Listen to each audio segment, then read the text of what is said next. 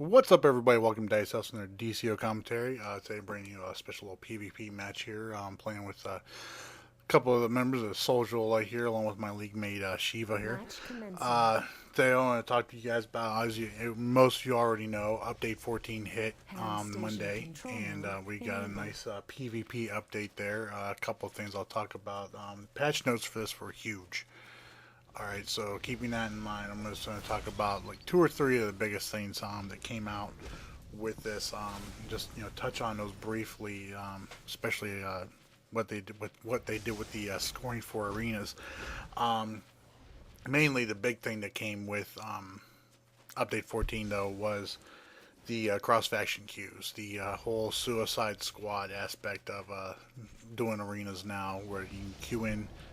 And you can be put in on the villain side, if you're a hero, or if you're a villain, you can end up on the hero side, or you could end up fighting side by side with a hero or a villain, depending on somebody from the opposite faction rather.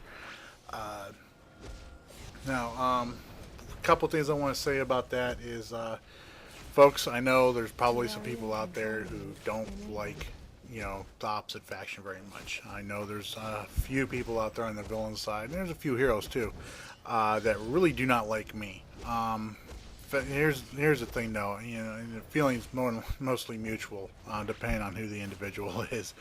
But here's the thing though, no matter who I end up going into a match with, whoever is on my team, I'm going to be doing, putting forward my best effort. So, as gamers, I think, we should all be able to come together on that and, just, enjoy the PvP matches that we're getting. The queues are faster than I've seen them in a long time. It takes me back to the No Man's Land days, when I was in Meta Justice, having a lot of fun, getting into a lot of matches, and that's one of the reasons why this video is a little bit late coming to you guys. I've been PvPing a lot. Especially after they got the client fix for the lag that we were having for most of the week, which came out just yesterday. Which, thank you very much, SOE. Good job, devs, getting on that as quickly as possible. But yeah, so the biggest thing is the cross-faction queues. You can queue into any arena and end up having somebody from the opposite faction on your team, or you end up being on the opposite faction side. Now, for those of you guys who don't want to, be teaming up with heroes or villains, somebody from the opposite faction, you can go into your game settings and you can shut that off. So you can just queue in on your side, and that's it. Now, you may end up still going up against heroes, or somebody of the same faction on the other team, or somebody from the opposite faction may end up being on your team, but you will definitely be staying on your side. So there's that. A few other things they changed. The patch notes for this were huge. One of the things I want to talk about mostly, they did a lot of fixes and adjustments, and some of these were like huge buffs for all of the iconic powers. Powers like Amazonian deflection, batarang, multi-shot, all those powers there. The one that's most notable that I want to talk about here, which is kind of a game changer in regards to PvE, especially, is Word of Power. Word of Power is basically, if you guys have controllers who aren't super speed, and you're missing out on the speed drain, Word of Power is the power you want to go to. I know I just, in my last video I did I was talking about mental controlling in PvE, and he's flight. That tune's flight, so I don't have access to speed drain. I'm going to be respeccing into Word of Power now with the way this is. It's a 50% supercharge now, provides an instant medium heal to the caster, and gives 5 ticks of 100 power to the raid group. That's yourself and 7 other people in your group. Also adds an electrified power interaction and is no longer vulnerable to interrupt. Now here's the thing though with Word of Power, with the power, when the 5 ticks of 100 power, that scales with your VIT. So I think this is going to be like the go-to supercharge power for controllers now for PvE, and even maybe in PvP too for a lot of you guys. Mostly for the guys that aren't super speed and don't have access to speed drain. Also, I mean, this animation is still very long. It's not vulnerable to interrupt, but the animation is still very long uh, when you cast it. But all you have to do is, same with all controllers, is hit your instant power out. The mentals, silent empowerment, gadgets defib, and hard lights recharge. You cast that supercharge, and then hit your defib or whatever, and it'll cancel that animation, and you'll still get the heal, and all the power will be going out to everybody. So there's a little tip for you guys on controlling.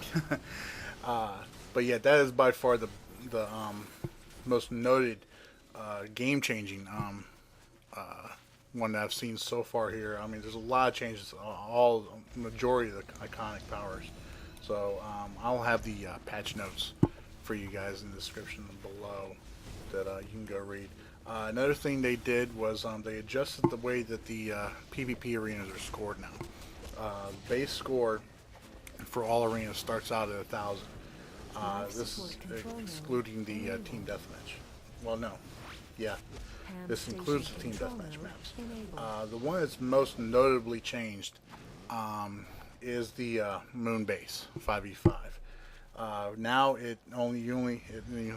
starting score is 1,000 for both teams. You only get 10 points for knocking out a player, but you get 350 for capturing the rock. As we all know, moon base 5v5 is a capture the flag map.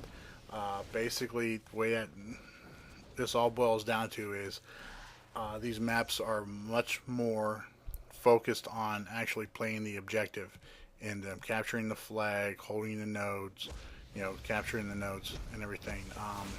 As you'll see right here, the main way we won this match here was by holding the nodes or contesting the nodes.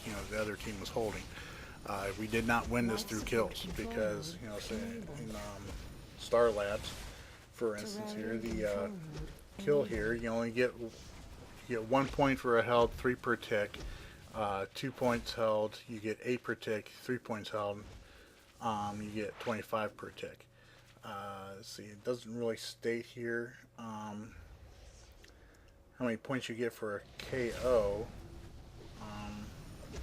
But yeah, so I mean, it's definitely more of a play the objective feel with all of these maps, with the exception of FOS 8v8 and Watchtower 5v5, because those are team deathmatch maps. We also got the new Tier 3 PvP armor, which is nice. It's so nice to be able to have these fast queues too, because the gearing up is really quick for a lot of people. There's already people in the game that are full Tier 3 PvP. And working on either their main role or their DPS sets now, so that's really cool. Let's see here, moving on. That's pretty much it. I want to talk about a few things here. I may have an announcement coming up soon here regarding my channel and all that. Some changes coming up to it. I'll let you know about it here in the future. I was looking at E3, watching E3 and all that. So a lot of games out there that I'm really interested in doing. I know I've mentioned before, like my first commentary, that I'm a big Battlefield fan. Started out with Battlefield Bad Company, and I've been playing a lot of Battlefield 3 while I was waiting for the lag fix to come through. And I'm thinking about tossing around the idea of doing some Battlefield 3 videos, but also with some of the newer games coming out that I saw at E3, I'm really interested in doing too. There is, of course, Assassin's Creed 3 coming out. Watch Dogs looks very interesting, and Last of Us as well. But also, I want to tell you guys, DLC 4 is coming out for DCUO here. Is coming out June 19th, or June 19th. Yeah, so keep an eye out for that coming out too. Tier 4 armor there, of course, and all that. And hopefully they'll take out the whole replay badges out of PvP thing. I'd really appreciate that. It'd be a lot better without them, to be honest with you. But yeah, that's pretty much it. A lot of this news and all that, the patch notes and everything. If you guys were following me, if you guys have liked my Facebook page or you follow me on Twitter, you would know a lot of this already with these patch notes. Highly encourage you to do that. I'm tend to be able to get updates out to you guys like this quicker through Facebook and Twitter, and I can, get the time to actually do a video, especially right now with the way I'm trying to grind up and get this PvP gear done.